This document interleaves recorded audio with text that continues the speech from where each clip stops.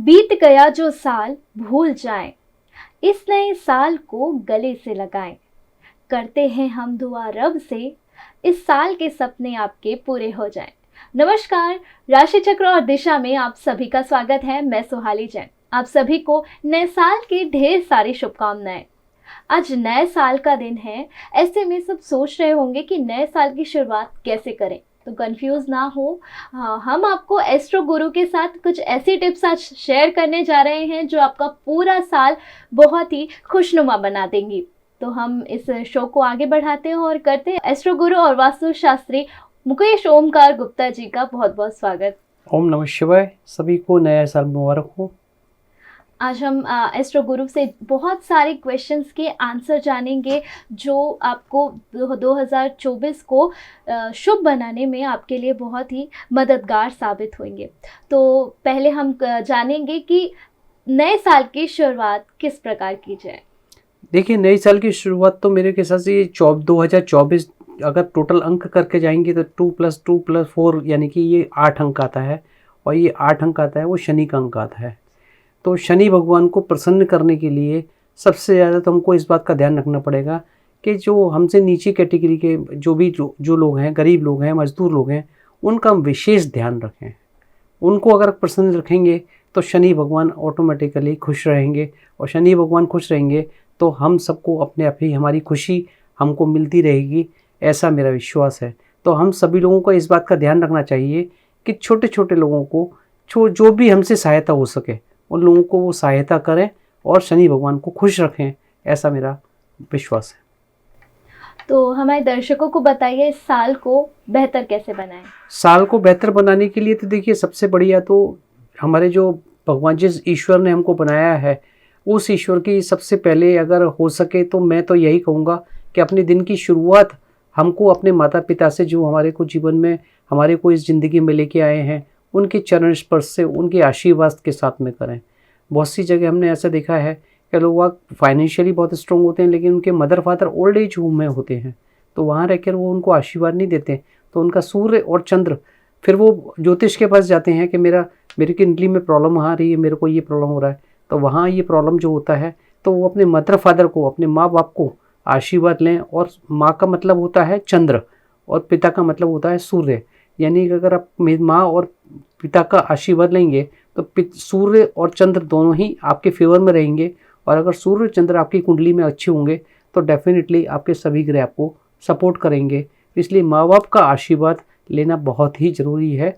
और उसके बाद में भगवान, जो भगवान को, जिस इष्ट देव को आप मानते हैं, जिस भगवान को आप मानते हैं, उस जगह उनको एटलीस्ट दिन में एक बार थैंक्स जरूर करें कि भाई मेरे को आज का दिन मिला है, तो आज के दिन के लिए भगवान आपको बहुत बहुत थैंक्स। जो क्योंकि बहुत सारे लोग तो ऐसे होते हैं, हमने देखा है कि रात को सोते हैं तो सुबह उठते भी नहीं हैं। तो ऐसी ज़िंदगी में भगवान ने हमको आज का फिर एक नया दिन दिया है, सुबह दिया है। सबसे पहले मैं कहता हूँ, सबसे पहले उठें तो उठने के बाद में दोनों हथेलियों को रगड़ें इस टाइप से, और ऐसे देखने के बाद में, क्योंकि यही हाथ हमारे जो हैं जगन्नाथ हैं, इन्हीं हाथों के थ्रू हमको सब कुछ मिलता है। तो ये रगड़ने के बाद में एक मंत्र होता है, कराग्रे वस्ते लक्ष्मी, कर मध्य सरस्वती, करमूले गोविंदा, प्रातिकर दर्शनम। ये एक मंत्र है। उस मंत्र को पढ़ें और अपने हाथों में देखें, और देखने के बाद में इस हाथों को अपने सिर पर लगाएं, आशीर्वाद लें, और फिर अपने माता पिता को वंदन करें। अगर माता पिता के पास नहीं रहते हैं तो अपने आँखों में ही प्रणाम कर कर उनको वंदन करें और सभी को प्रार्थना करें कि मेरे माँ बाप हमेशा खुश रहें। तो ये दिन आपके लिए खुशनुमा रहेगा, बहुत खुशी रहेगी। ज़्यादातर हमारे दर्शकों से ऐसा क्वेश्चन सामने आता है कि हमारी जो रेखाएं होती हैं वो हमारी ज़िंदगी पर प्रभाव डालती हैं, और यदि डालती हैं तो वो कैसे, क्या रेखाएं बदलती रहती हैं? बिल्कुल, रेखा बदलती रहती हैं। आपकी लाइफ लाइन के अंदर जो जैसे कि रेखा होती है, ये शुक्र का पर्वत होता है। यहाँ से शुक्र की जो दिशा होती हैं ये उसमें होती हैं। ये हमारा जो होता है वो सूर्य पर्वत होता है। तो सूर्य की जो रेखाएं होती हैं वो यहाँ से हमारा सूर्य कितना मजबूत है, किस हिसाब से होता है।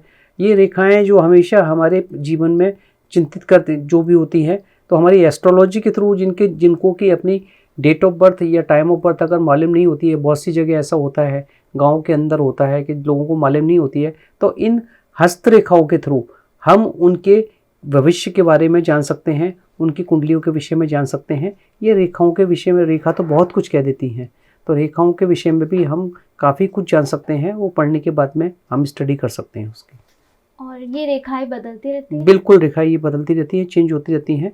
इसमें जैसे जैसे रेखा होती हैं उस हिसाब से समय टाइम टू टाइम ये चेंज होती रहती हैं, और इसमें जो ज़िंदगी में चेंज आने वाले होते हैं वो इसके अंदर से रिफ्लेक्ट होते हैं इसके अंदर। हमारे हाथ को देखकर हमारी जिंदगी के बारे में पता बिल्कुल बताया जा सकता है, बिल्कुल बताया जा सकता है। नया साल शुरू हो चुका है, ऐसे में बहुत सारे जो राशिफल हैं उनमें ग्रह कोई ज़्यादा उच्च होंगे, तो उन ग्रहों की शांति के लिए क्या उपाय किया? साल का पहला दिन है, तो आपको ये बताना चाहूँगा कि हमारी कुंडली के अंदर 9 ग्रह होते हैं। 9 ग्रह आपको शुभ फल दें तो आपकी कुंडली में फिर कुछ देखने लायक बचता ही नहीं है। फिर जब 9 ग्रह आपको सब शुभ देने लगेंगे, लेकिन ऐसा देखा नहीं गया है कि सभी कुंडली के अंदर 9 ग्रह शुभ फल देते हों। कहीं ना कहीं कोई ना कोई ग्रह कहीं ना कहीं कोई उच्च का नहीं होता है, कोई नीच भाव में होता है, या वो गलत डायरेक्शंस में किसी गलत भाव में होता है। तो इसके लिए हमको मैं सभी ग्रह के हिसाब से आपको रेमेडीज़ बताना चाहूँगा। आप कॉपी और पेन लेकर बैठ जाएं। अगर आपका सूर्य कमज़ोर है तो सूर्य को उच्च करने के लिए सबसे पहले तो आप अपने पिता का आशीर्वाद लें।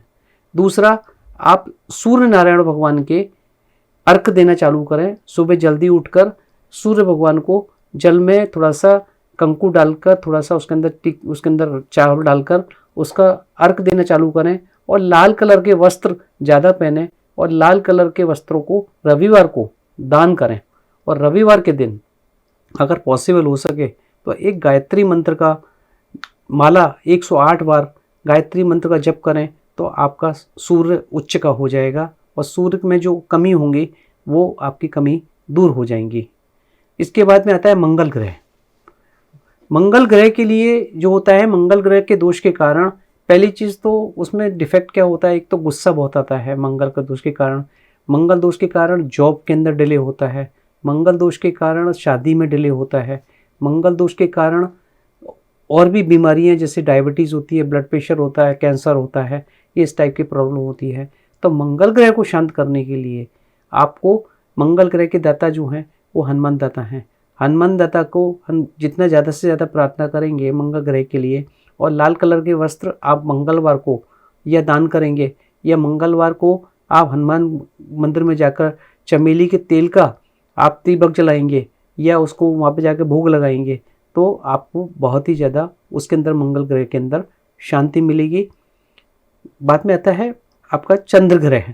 चंद्र ग्रह को माता का रूप में दिया गया है, यानी कि माँ का रूप में दिया गया है। तो माँ का अगर आप आशीर्वाद लेते हैं, अपनी माँ को अगर माँ के चरण स्पर्श करते हैं, तो माँ का आशीर्वाद मिलने के साथ में चंद्र ग्रहण भी, चंद्र अगर आपके कुंडली में चंद्र की कमी है तो चंद्र के कारण मन भी बहुत चंचल रहता है, मन बहुत हमारा डिस्टर्बेंस रहता है, एंजाइटी हो जाती है, डिप्रेशन हो जाता है। और बहुत से लोग तो ऐसे होते हैं कि जिनका चंद्र बहुत कमज़ोर होता है तो वो सुसाइड भी कर लेते हैं।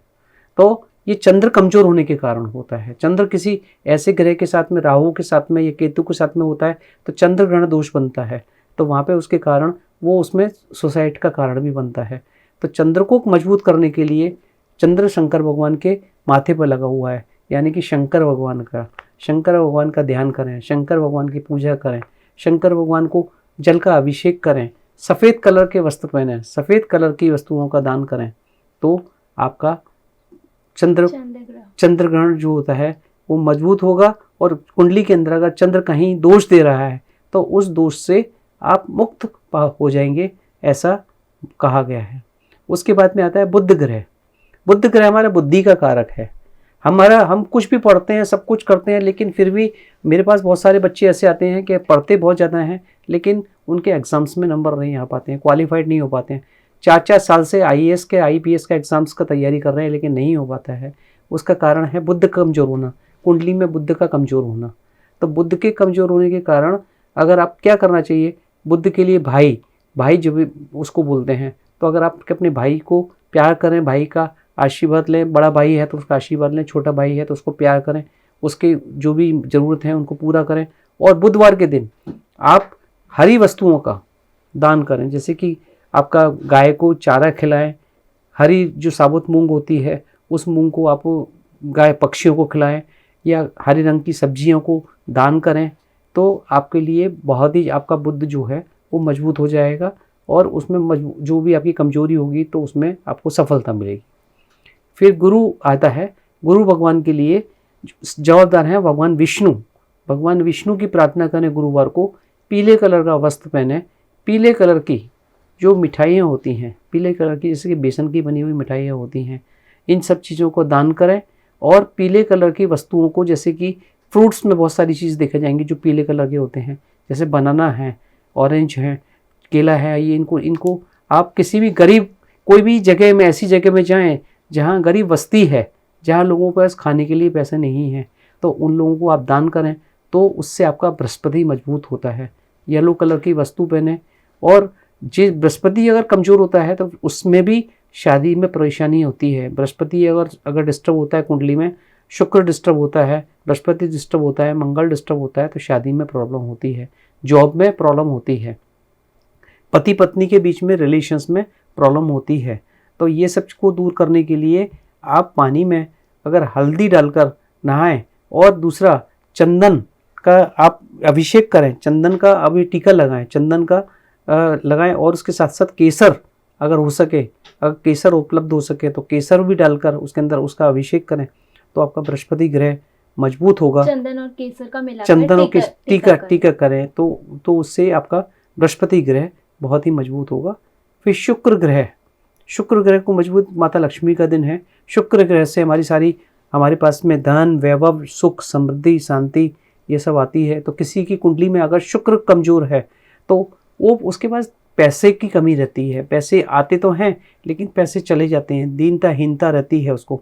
तो उस चीज़ के लिए करने के लिए शुक्रवार के दिन सफ़ेद वस्तु का, जैसे कि दूध है, दही है, चावल है, कपूर है, घी है, ये सभी चीज़ का दान करें तो उससे बहुत ही अच्छा। और माता लक्ष्मी को उसको प्रार्थना करें और नारियल, जो सफ़ेद कलर का अंदर से नारियल होता है, वो नारियल को दान करें माता लक्ष्मी के मंदिर में, तो हमारा शुक्र मजबूत होता है।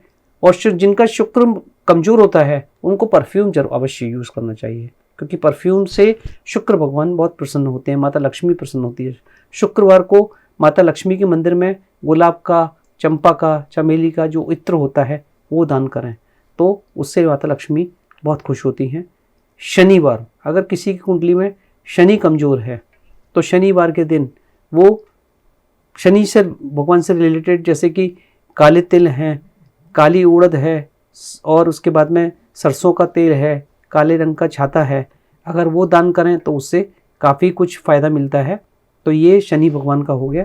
फिर राहु और केतु, ये दो ग्रह और बसते हैं। राहु केतु हमारे पाप ग्रह हैं। इनके अगर हम मंत्र का जाप करें, मंत्रों के जाप के साथ साथ इनका जो ध्वजा होता है, राहु जो होता है वो ध्वजा होता है। अगर हम ध्वजा क्या होती है, जो मंदिर पर चढ़ रही होती है, जिसको बोलते हैं झंडा, जिसको बोलते हैं, वो होता है। तो अगर हम दान करें हर गुरुवार को, 5 गुरुवार को अगर हम मंदिर में किसी जगह जाके दान करें तो हमारा बहुत ही अच्छा बेनिफिट मिलता है। और गरीब लोगों को जितनी सहायता करेंगे, तो राहु, केतु और शनि, ये तीनों ग्रह हमको बहुत ही अच्छा फल देते हैं। तो ये सभी ग्रहों को अगर हम अच्छी तरीके से अगर मैनेज करें, ये छोटी छोटी बातें करें, तो हमारी पूरी कुंडली संतुलित हो जाएगी और हमको हर चीज़ में सफलता मिलनी चालू हो जाएगी। तो ये हमारा पूरा वर्ष 2024 जो है वो बहुत ही सफल जाएगा, ऐसा मेरा विश्वास। तो यदि आपकी कुंडली में भी कोई ग्रह परेशान कर रहे हैं तो एस्ट्रो गुरु ने अभी बताया कि 9 ग्रहों को सही करने के उपाय क्या क्या हैं, उपाय करके इस पूरे साल को बेहतर बना सकते हैं। तो एस्ट्रो गुरु आज की वास्तु टिप्स में क्या है? ये विशेष ध्यान रखें कि पहले जैसे खाया जाता था कि पलटी मार के ज़मीन पर बैठ के खाया जाता था, तो हमारे 5 तत्व हमारे पृथ्वी के हमारे पास होते थे और हम इसी हिसाब से हमारी बॉडी के अंदर रोग बहुत कम होते थे। अभी आजकल हम लोग डाइनिंग टेबल पर बैठकर खाना खाते हैं तो हमारी बॉडी के पूरे टच हमारी बॉडी में टच में नहीं होता। एक तो हमारा डायरेक्शन जो होता है बैठने का डायरेक्शन, वो हमको हमेशा पूर्व दिशा की तरफ, या तो पूर्व दिशा या उत्तर दिशा की तरफ हमको मुख कर ही खाना चाहिए। ये एक विशेष टिप्स है मेरी। दक्षिण दिशा की तरफ खाने से हमेशा बीमार रहते हैं, दक्षिण और पश्चिम दिशा की तरफ कभी भी मुख कर कर नहीं खाना चाहिए, कोशिश अवॉइड करना चाहिए। लेकिन अगर सामने दक्षिण दिशा की तरफ आप खा रहे हैं और सामने कोई दूसरा व्यक्ति बैठा हुआ है तो वो दोष नहीं लगता है। लेकिन मेरा टिप्स यही रहेगा कि पूरब दिशा और उत्तर दिशा की तरफ मुख कर कर अगर आप खाना खाएं तो आपकी बॉडी के लिए वो बहुत ही सकारात्मक ऊर्जा देगा और 100% आपको रिजल्ट देगा। और टेबल चेयर पे ना बैठकर नीचे बैठ के, जमीन पर बैठकर खाएं। अगर किसी की कुंडली में राहु और केतु परेशान कर रहे हैं तो किचन में जमीन पर बैठकर खाना खाएं, तो मेरा विश्वास है कि राहु और केतु उसके ग्रह की कुंडली के अंदर शांत हो जाएंगे और उसको अच्छा फल देना चालू कर देंगे। तो बहुत ही उपायदायक टिप्स बताई है एस्ट्रो गुरु ने। तो आज से नए साल की शुरुआत हो चुकी है। आप भी अपना नया साल एनर्जी के साथ, पॉजिटिविटी के साथ सेलिब्रेट करें। और यदि आप चाहते हैं कि आपकी कुंडली में कोई दोष है या वास्तु टिप्स जानना चाहते हैं तो आप हमें नीचे दिए गए नंबर पर मैसेज करें और हम एस्ट्रो गुरु से आपके सवालों के जवाब आपके पास लेकर आएंगे। आज के लिए बस इतना ही। आप सभी को नए साल की ढेर सारी शुभकामनाएं। कल इसी वक्त फिर मिलेंगे। देखना ना भूलें VNM TV।